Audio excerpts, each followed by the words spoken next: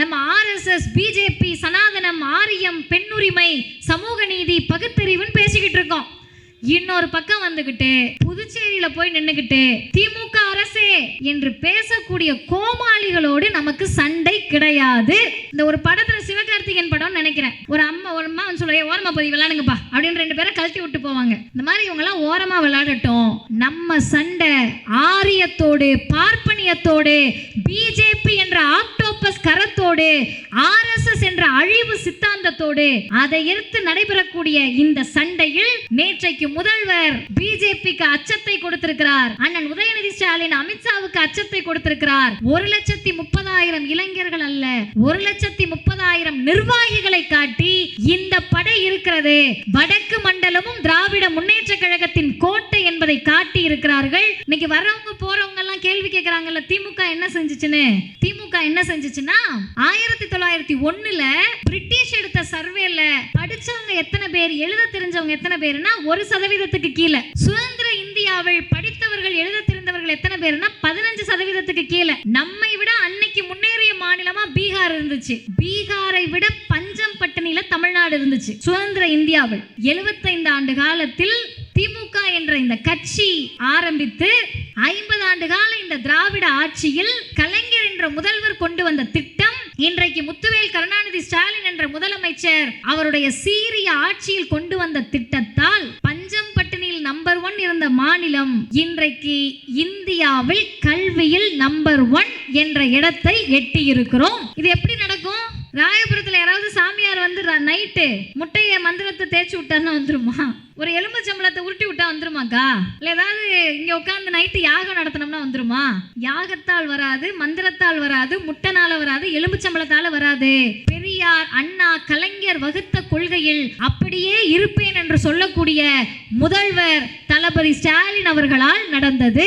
கம்பு எடுத்துட்டு சண்டைக்கு வான்னு பிஜேபி அழைக்கிறது, மோடி அழைக்கிறார், அமித்ஷா வெளிப்படையாக அழைக்கிறார், மதக்கலவரம் பண்ண வாங்கன்னு கூப்பிடுறாங்க. இன்னொரு பக்கம் கம்ப்யூட்டரை தருகிறேன், டைடல் பார்க்கை தருகிறேன், ஆர்டிபிஷியல் இன்டெலிஜென்ஸை கற்றுக்கொள்ள தருகிறேன், நான் முதல்வன் திட்டத்தை தருகிறேன், உலக நாடுகளுக்கு கம்ப்யூட்டர் படித்து பரங்கள் என்று முதலமைச்சர் சொல்லுகிறார். திராவிட மாடல் சொல்லுகிறது.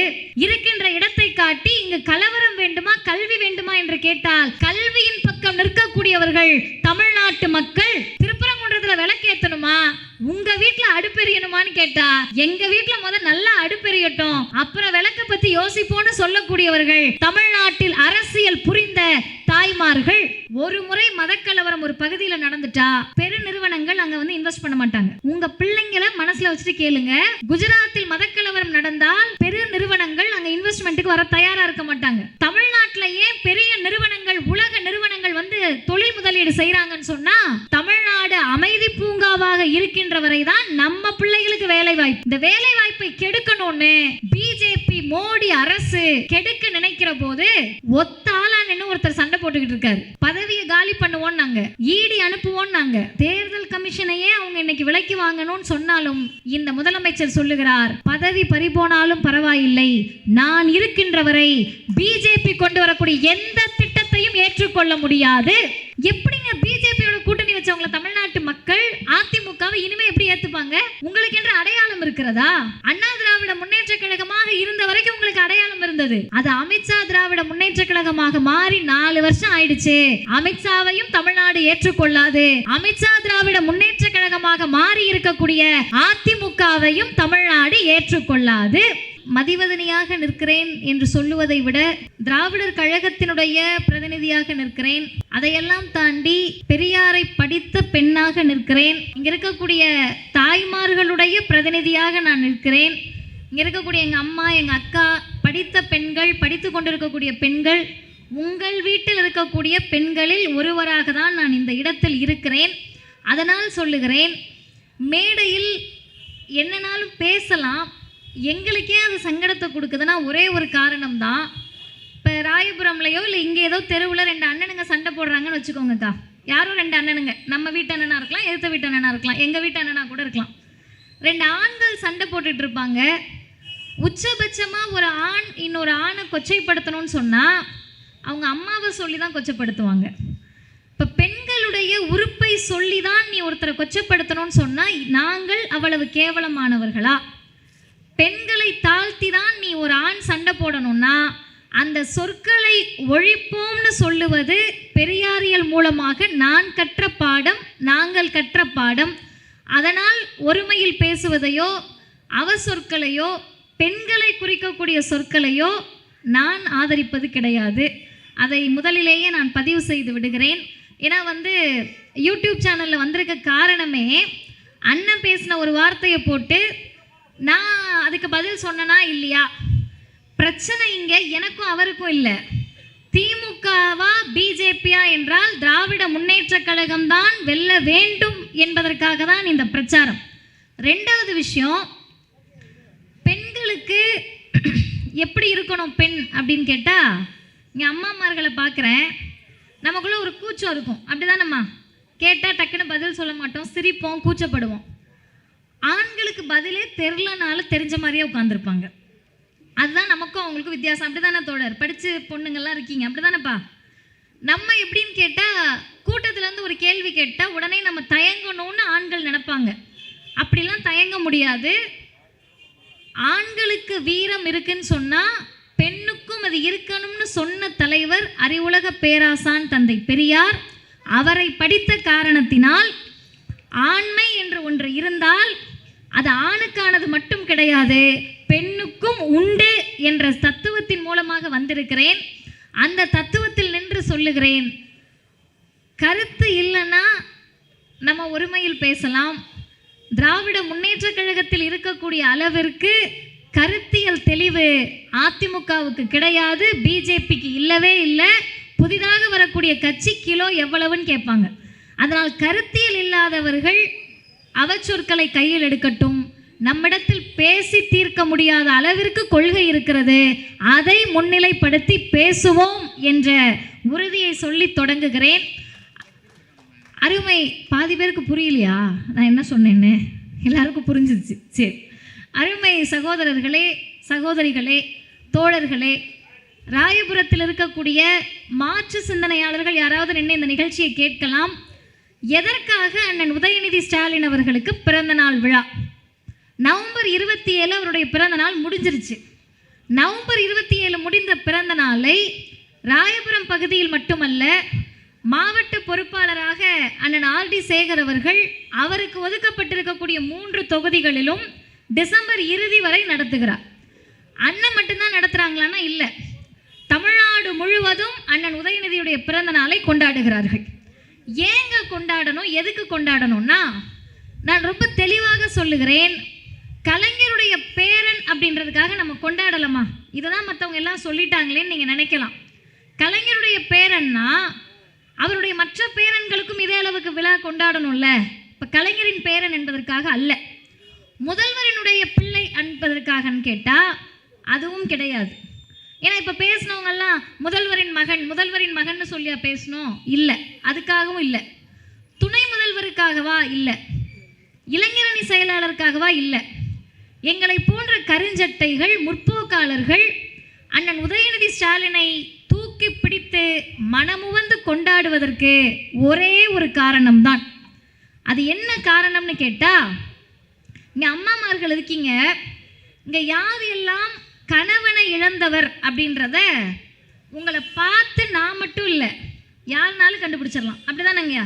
ஒரு 2 பெண்களை நிப்பாட்டுறேன், ஒருத்தவங்களுக்கு நெத்தியில் குங்குமம் இருக்குது, இன்னொரு அம்மாவுக்கு பொட்டு கூட இல்லை, கண்டுபிடிச்சிருவீங்கல்ல யார் விதவை கோலத்தில் இருக்காங்க, கணவனை இழந்தவன்னு கண்டுபிடிக்கலாம்.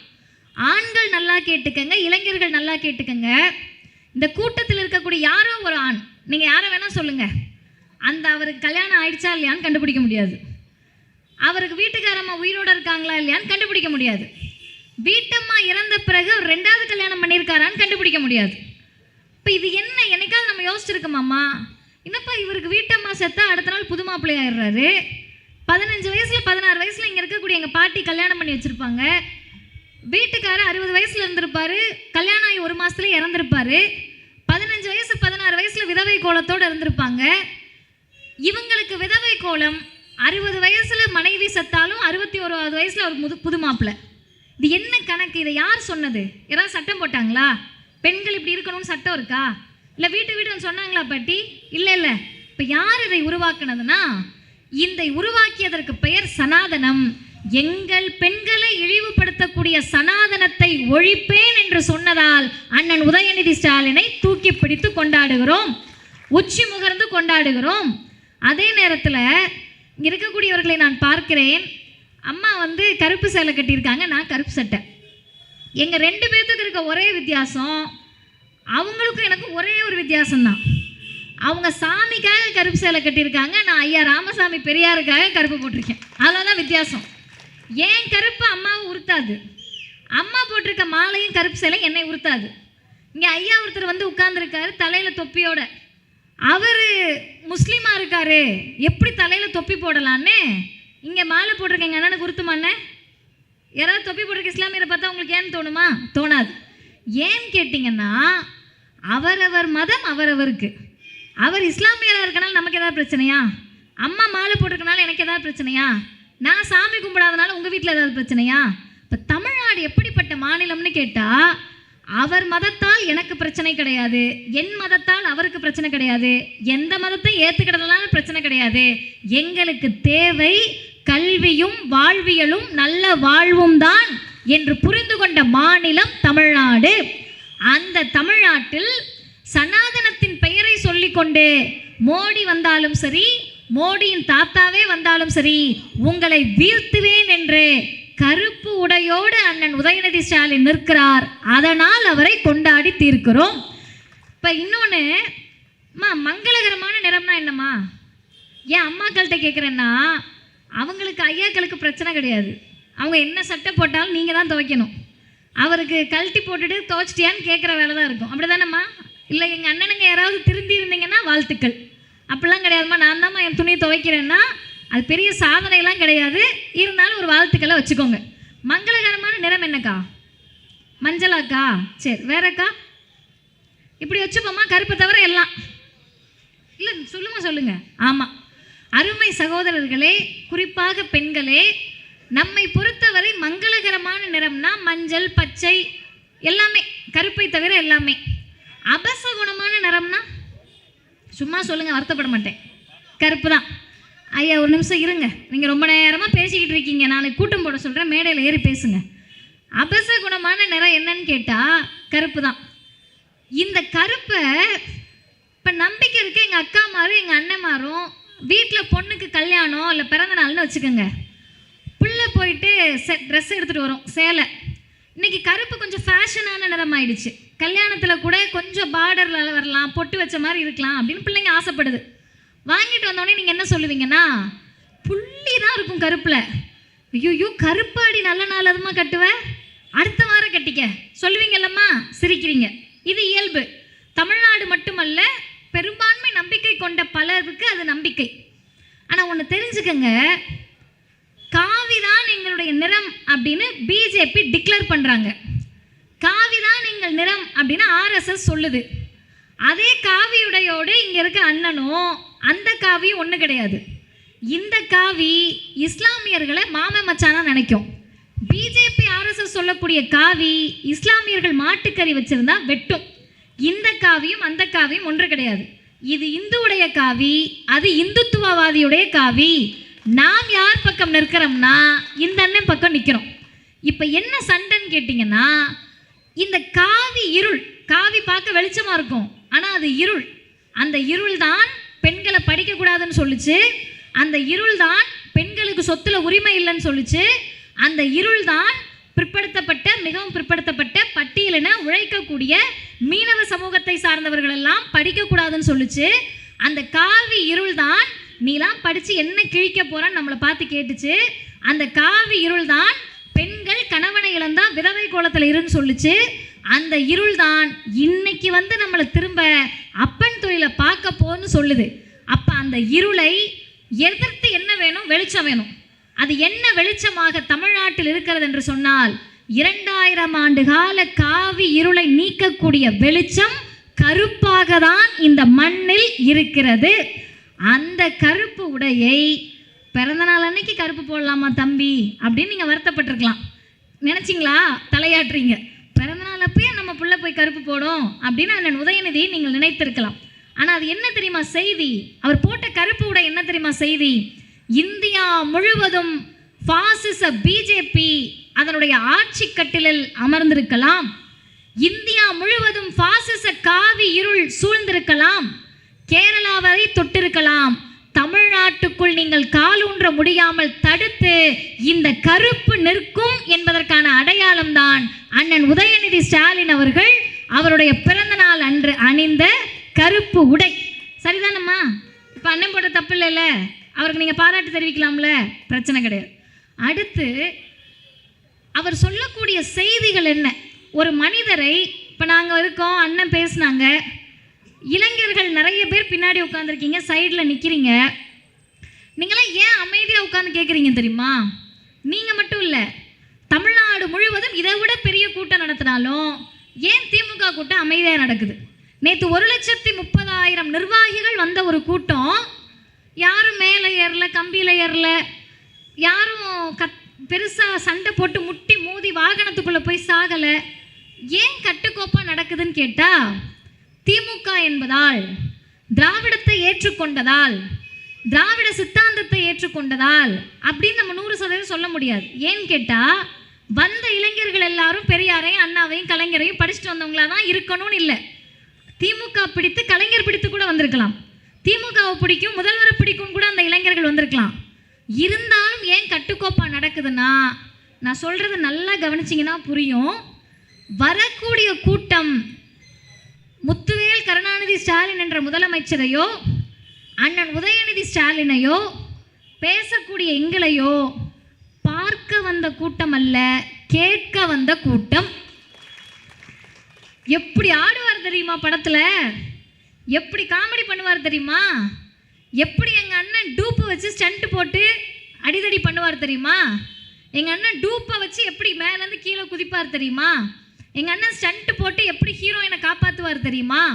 அவரை பார்க்க போகிறேன், அவரை பார்க்க போய் என் பிள்ளை செத்தாலும் பரவாயில்லைன்னு சொல்லக்கூடியவர்கள் இங்கே இல்லை. அவங்க யாராக இருந்தாலும் சரி, சொல்லக்கூடிய கருத்து சரியா தவறா என்று கேட்க வந்த கூட்டம்தான் ராயபுரம் பகுதியில் அமர்ந்து கேட்டுக்கொண்டிருக்கிறார்கள். இந்த கூட்டத்திற்கு தலைமை தாங்கக்கூடியவராக இன்றைக்கு முத்துவேல் கருணாநிதி ஸ்டாலின் என்ற முதலமைச்சர் இருக்கிறார். இந்தியாவில் நம்பர் 1 முதலமைச்சர்னு திமுக காரவங்க சொல்லலை. அண்ணன் ஆர்டி சேகர் அவர்களோ அண்ணன் இளையருணா அவர்களோ இங்கே பாருங்க எங்கள் முதல்வர் தான் நம்பர் 1ன்னு அவங்க பேட்ச் அடிக்கலை, அவங்க பேனர் போடலை. அண்ணன் ஐட்ரி மூர்த்தி அவர்கள் ராயபுரத்தில் வந்து எங்கள் முதலமைச்சர் நம்பர் 1 முதலமைச்சர்னு அவர் ஃப்ளெக்ஸ் வைக்கல. சொன்னது யார் தெரியுமா? உலகத்தினுடைய முன்னணி ஏடுகள் திமுகவை எப்படியாவது வீழ்த்தணும் நடக்கக்கூடிய ஒன்றிய அரசு சொல்லுகிறது, இந்தியாவில் நம்பர் 1 மாநிலம் தமிழ்நாடு, அதை ஆளக்கூடிய முதலமைச்சர் முத்துவேல் கருணாநிதி ஸ்டாலின். நாங்கள் அடித்த ரிப்போர்ட் கிடையாது, அவர்கள் சொல்லக்கூடிய தகவல். ஏன் நம்பர் 1 இருக்கோன்னு பெருமை பீத்திக்கிறோம்னா, நான் சொல்லக்கூடிய செய்தியை கொஞ்சம் கவனமாக கேளுங்க. நேற்றைக்கு முதல் நாள் எனக்கு தஞ்சாவூரில் பொதுக்கூட்டம், எங்கள் கழகத்தினுடைய தலைவர் ஆசிரியர் ஐயாவுடைய 93வது பிறந்தநாள் நிகழ்ச்சி. அந்த நிகழ்ச்சிக்கு போகிறேங்க்கா, இங்கே எனக்கு இந்த செய்தியை உங்ககிட்ட சொல்லணும்னு தோணுது. நான் போய் தங்கியிருந்த வீடு எங்கள் மாவட்ட தலைவர் வீடு. அங்கே ஒரு அக்கா எனக்கு டீ போட்டுட்டு வந்து கொடுக்குறாங்க. நான் சும்மா அவங்க வீட்டில் இருக்க அக்கான்னு நினச்சிக்கிட்டேன். அந்த அக்கா வந்து டீயை கொடுத்த உடனே வாங்கி நான் குடிச்சிட்டு, அக்கா ரொம்ப நன்றி, நல்லா இருக்குது, எனக்கு தலைவலியாக இருந்துச்சுக்கா, நல்லா இருக்குன்னு நன்றின்னு சொன்னேன். இது ஏதாவது பெரிய விஷயமாண்ணே? அண்ணனுங்க சொல்லுங்கள், அக்காட்டே எவ்வளோன்னு கேட்குறது. இல்லை இல்லைண்ணே, டீயை குடிக்கிறோம், நல்லா இருக்குது, நன்றின்றோம். அந்த அக்கா கண்ணு கலங்கிட்டு, அக்கா எதுக்குக்கா எமோஷனல் ஆகுறீங்கன்னு கேட்டால், இல்லைப்பா நீங்கள்லாம் டீயை குடிச்சு பார்த்துட்டு நன்றி சொல்லுவீங்கன்னு நான் எதிர்பார்க்கலன்னாங்க. எனக்கு ஒன்று தான் தோணுச்சு. 15 வயசில் அந்த அக்காவுக்கு கல்யாணம் பண்ணி கொடுத்துட்டாங்களாம். ஆந்திராவில் இருக்காங்க அந்த அக்கா, இப்போ ஆந்திராவிலேருந்து லீவுக்கு வந்திருக்காங்க. 15 வயசில் ஆந்திராவுக்கு போனவங்க திரும்ப இப்போ தான் தஞ்சாவூருக்கு வராங்க. படிக்கலை. ஏன் இவங்க இவ்வளோ வேதனைப்படுறாங்கன்னு பார்த்தா, அவங்க கையை காட்டுறாங்க.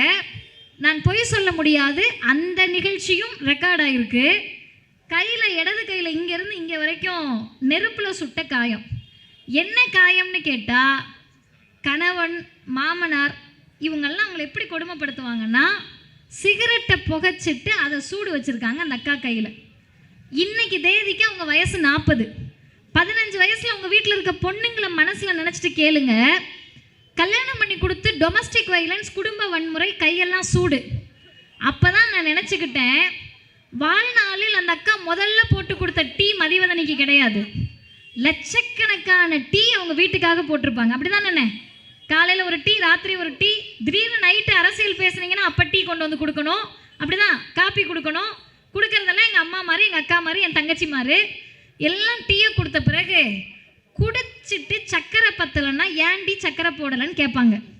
சக்கரை அதிகமாக இருந்தால் பாயாசமாக போட்டிருக்கேன்னு கேட்பாங்க.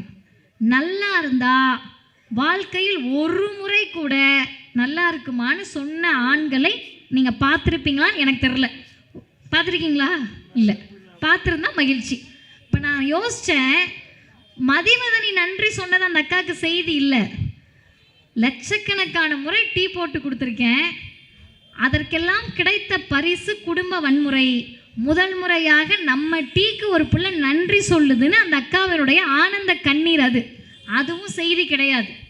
அந்த அக்காவுடைய கண்ணீரை தமிழ்நாட்டு பெண்ணாக அந்த அக்கா தமிழ்நாட்டில் இருந்திருந்தாங்கன்னா அந்த கண்ணீரை ஒருத்தர் மட்டும் தான் துடைக்க முடியும். யார் தெரியுமா? லட்சக்கணக்கான டீ போடுற, லட்சக்கணக்கான முறை தோசை ஊற்றிருக்க, கணக்கில் இல்லாத தோசை ஊற்றிருக்க, வாழ்நாள் முழுவதும் எங்கள் அம்மாமார்கள் சுட்ட தோசையை கணக்கில் எடுத்தோம்னாலே அது கோடி கணக்கில் இருக்கும். இத்தனை தோசையும் வாங்கி சாப்பிட்டுட்டு, டீயையும் குடிச்சிட்டு, காப்பியும் குடிச்சிட்டு, சனி ஞாயிறான கறி எடுத்து தின்னுட்டு எல்லாம் பண்ணி முடிச்சுட்டு நன்றி சொல்கிறதெல்லாம் விடுங்க, சும்மா தான் நான் இருக்கேன்றப்ப நமக்கு ஒரு சொரணை வந்து சுயமரியாதை வந்திருக்கணும் நியாயமாக. ஆனால் நமக்கு சுயமரியாதை உணர்வே வராத அளவுக்கு இந்த சமூகம் நம்மை வைத்திருந்த போது நீங்கள் செய்த அத்துணை உழைப்புக்கும் உங்கள் சகோதரனாக நான் நன்றி சொல்லுகிறேன் என்று மாதம் 1000 ரூபாய் கலைஞர் மகளிர் உரிமை தொகையை தந்தவர் தமிழ்நாட்டினுடைய முதலமைச்சர். யாருங்க யோசிச்சா? நான் அந்த அக்காவோட கையை பார்த்துட்டு நினச்சேன், இன்னொரு செய்தி, ஏங்கா 15 வயசில் கல்யாணம் பண்ணி கொடுத்தாங்கன்னு கேட்டேன். ஏன்னா எனக்கு பிள்ளைங்களை எப்பயோ நீங்கள் சின்ன வயசில் கல்யாணம் பண்ணி கொடுத்தனா ஏற்றுக்கலாம். இப்போ அவங்களுக்கு 40 வயசுனா ஒரு 25 வருஷத்துக்கு முன்னாடி எதுக்கா கல்யாணம் பண்ணி கொடுத்தாங்க? அது ஆந்திராவில் போய் கல்யாணம் பண்ணியிருக்கீங்களே, அங்கே தான் இருந்தீங்களான்னு கேட்டால் ஆமாம் 10வது ஃபெயில் ஆகிட்டேன்னாங்க. இங்கே நிறைய பேர் எங்கள் அப்பா வயசில் இருக்கவங்க, என் தாத்தா வயசில் இருக்கவங்கெல்லாம் ஃபெயில் ஆகிட்ட பிறகு ஸ்கூல் பக்கம் போயிருக்க மாட்டாங்க. அப்படி தானே? ஒரு முறை ஃபெயில் ஆகிட்டா ஸ்கூல் பக்கம் போயிருக்க மாட்டோம். ஏன் என்னோட சித்தி ஒருத்தவங்க இருக்காங்க, அவங்க ஸ்கூல் போகல. ஆனால் எங்கள் குடும்பத்தில் பாதி பேர் நல்லா படித்தவங்க. எங்கள் அம்மா ஓய்வு பெற்ற தலைமை ஆசிரியர். ஏன் இவங்கெல்லாம் படித்தாங்க, நீங்கள் மட்டும் ஏன் சித்தி படிக்கலன்னு கேட்டால் அவங்க சொன்ன காரணம், உங்களோட பிள்ளையாக இருந்து நான் சொல்கிறேன், 4வது ஃபெயில் ஆகிட்டாங்கண்ணே. 4வது ஃபெயில் ஆகிட்டு திரும்ப என்ன படிக்கணும்? அப்போ 4வதே படிக்கணும். போய் 4வதுல உட்காடுறாங்க. 3வது பாஸ் ஆன இவங்க தங்கச்சி, சொந்த தங்கச்சி வந்து உட்காடுறாங்க இவங்க கூட. இந்த தங்கச்சியை தான் வீட்டில் நறுக்குன்னு கொட்டியிருப்பாங்க, அடிச்சிருப்பாங்க, பயமுறுத்திருப்பாங்க. நான் அக்கா சொல்கிறத கேளுன்னு இருப்பாங்க. அந்த தங்கச்சி கூட 4வது போய் உட்காந்தா ஏன் மரியாதை என்ன ஆகுறதுன்னு விட்டவங்க அடுத்து பள்ளிக்கூடம் பக்கமே போகல, ஸ்கூலுக்கு போகல. இப்படி இருந்த தமிழ்நாடு 15 வயசில் 10வது ஃபெயில் ஆகிட்டா திரும்ப ஒரு வருஷம் படிக்கணும். ஒரு வருஷம் படித்தும் நீ ஃபெயில் ஆகிட்டன்னா யாரடி மாப்பிள்ளை தருவா? யாரடி போய் மாப்பிள்ளை பார்க்கறது? பொண்ணு கொடுக்க முடியுமா? ஒரு வருஷம் உனக்கு வீணாகணுமா? கல்யாணம் பண்ணி வைக்கிறேன்னு அந்த அக்காவுக்கு கல்யாணம் பண்ணி வச்சாங்க. இதெல்லாம் வந்து ஒரு நமக்கு புரியாது, பெத்த அப்பா அம்மாவுக்கு புரியலை. ஒரே ஒரு முதலமைச்சருக்கு புரிஞ்சிச்சு. மாற்று சிந்தனை கொண்ட இளைஞர்கள் யாராவது நின்னா தமிழ்நாடு என்ன செஞ்சிருக்குன்னு யோசிச்சுக்கோங்க. 10வதுல 5 பாடம். என்னென்ன பாடம்? தமிழ், ஆங்கிலம், கணக்கு, அறிவியல், சமூக அறிவியல். Tamil, English, maths, science, social science. அப்படி தானே பாப்பா? இந்த 5 பாடத்தில் ஒரு வேளை அந்த அக்கா இல்லை நானே மேக்ஸில் ஃபெயில் ஆகிட்டேன்னு வச்சுக்கோங்க, திரும்ப ஒரு வருஷம் என்ன பண்ணணும்? 10வது முழுசாக படிக்கணும். இப்போ ஒரு முதல்வர் சொன்னார், ஃபெயிலான பொண்ணுக்கோ பையனுக்கோ 5 பாடமும் வராமல் இல்லை, ஒரே ஒரு பாடம் தான் வரல. வராத பாடம் என்ன? கணக்கு. கணக்கு வரலன்றதுக்காக வந்த 4 பாடத்தை கணக்கில் எடுத்துக்காமல் இருக்க முடியுமா?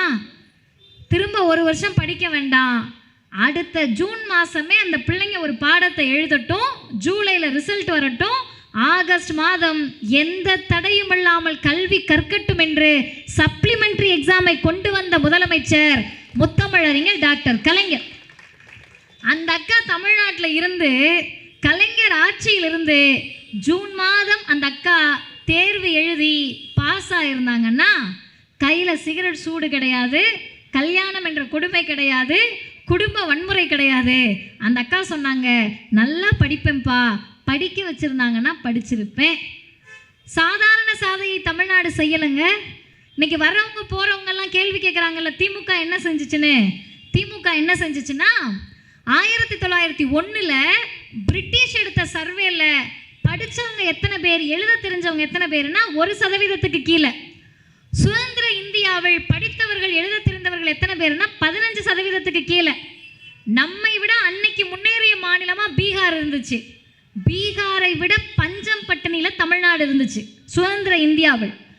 75 ஆண்டு காலத்தில் திமுக என்ற இந்த கட்சி ஆரம்பித்து 50 ஆண்டு கால இந்த திராவிட ஆட்சியில் கலைஞர் என்ற முதல்வர் கொண்டு வந்த திட்டம், இன்றைக்கு முத்துவேல் கருணாநிதி ஸ்டாலின் என்ற முதலமைச்சர் அவருடைய சீரிய ஆட்சியில் கொண்டு வந்த திட்டத்தால் பஞ்சம் பட்டினியில் நம்பர் 1 இருந்த மாநிலம் இன்றைக்கு இந்தியாவில் கல்வியில் நம்பர் 1 என்ற இடத்தை எட்டியிருக்கிறோம்.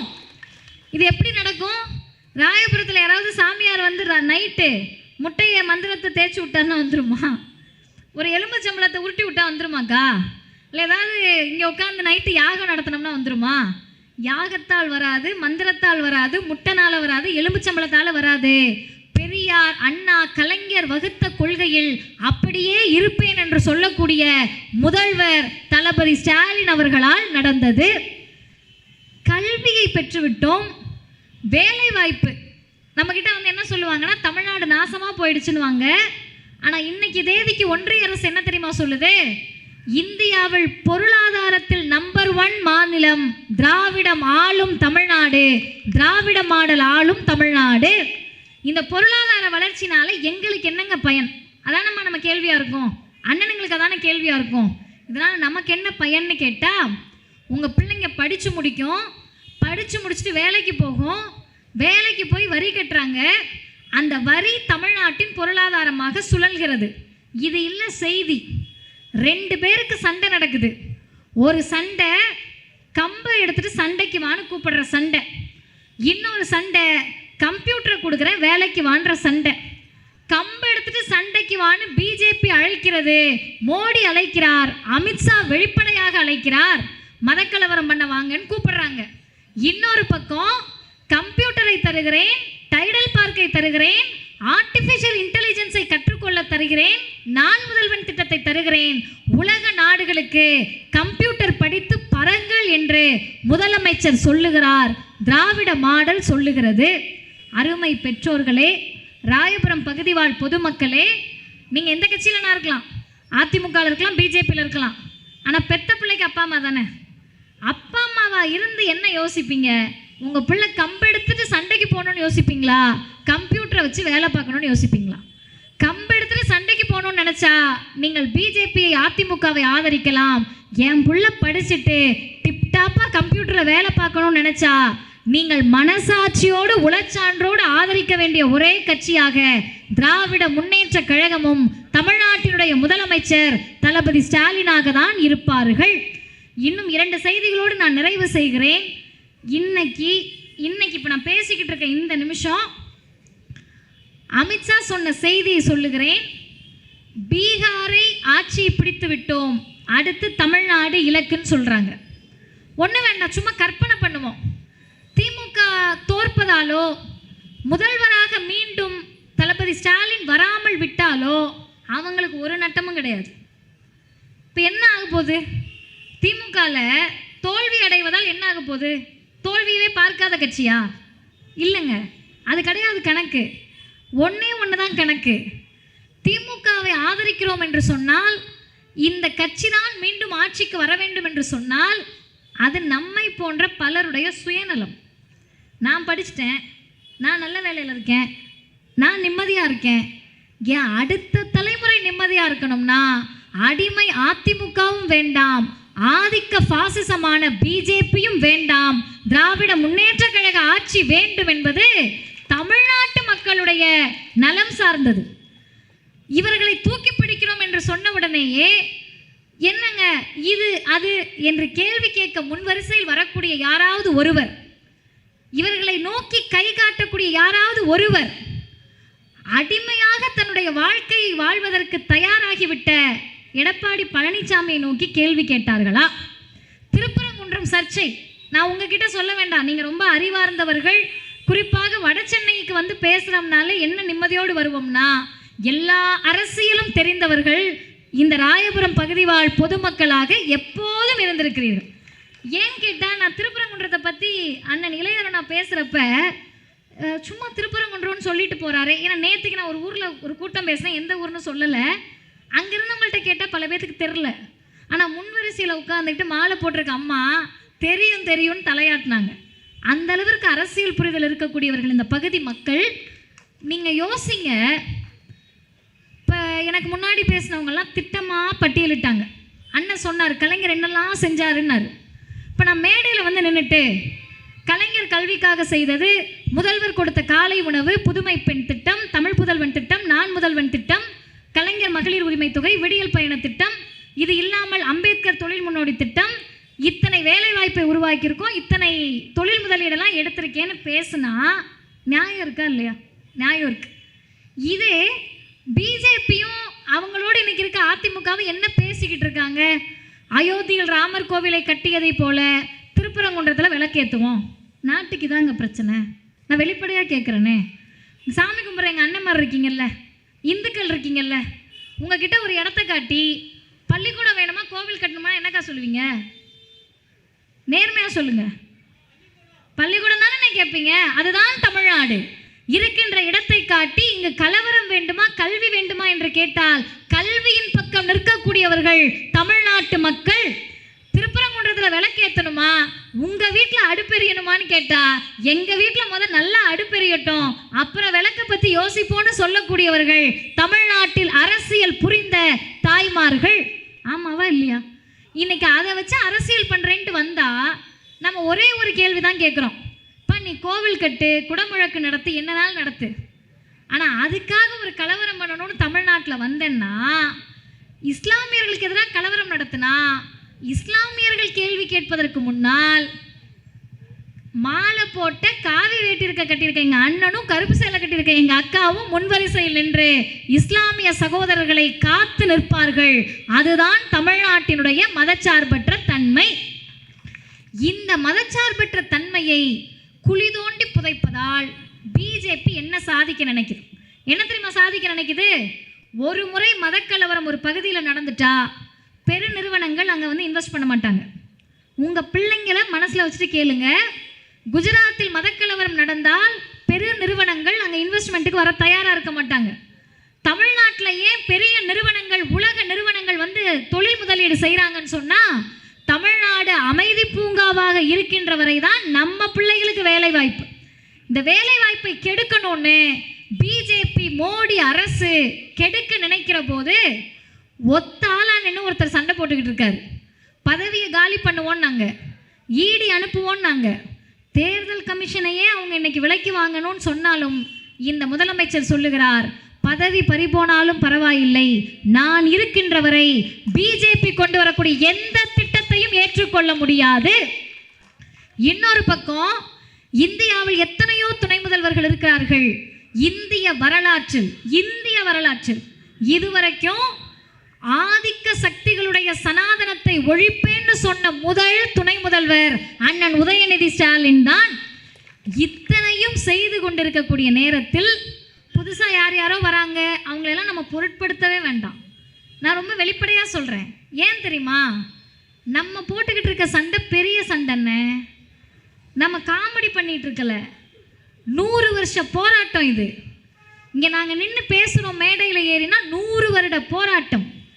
நடைபெற இருக்கக்கூடிய 2026 சட்டமன்ற தேர்தல் ஆரிய திராவிட போர். அந்த போரில் திராவிடம்தான் மீண்டும் வெல்ல வேண்டும் என்பது 2 கட்சிக்கான சண்டை கிடையாது. திமுகவா அதிமுகவா? இன்னைக்கு கூட சொல்லியிருக்காரு முன்னாள் சட்டமன்ற உறுப்பினர் ராயபுரத்திற்காக என்ன செஞ்சாருன்னு நான் உங்களுக்கே விட்டுறேன். அவர் இன்னைக்கு சொல்லியிருக்காரு, திரும்ப நீங்கள் எல்லாம் வந்து எனக்கு ஆதரவு தெரிவிப்பீங்கன்னு. பிஜேபினால தான் தோத்தோன்னு சொன்னார். திரும்ப இன்னைக்கு பிஜேபியோட கரம் கோர்த்து கொண்டு நான் ஜெயிப்பேன்னு சொன்னால் ஒரே ஒரு செய்தி தான்.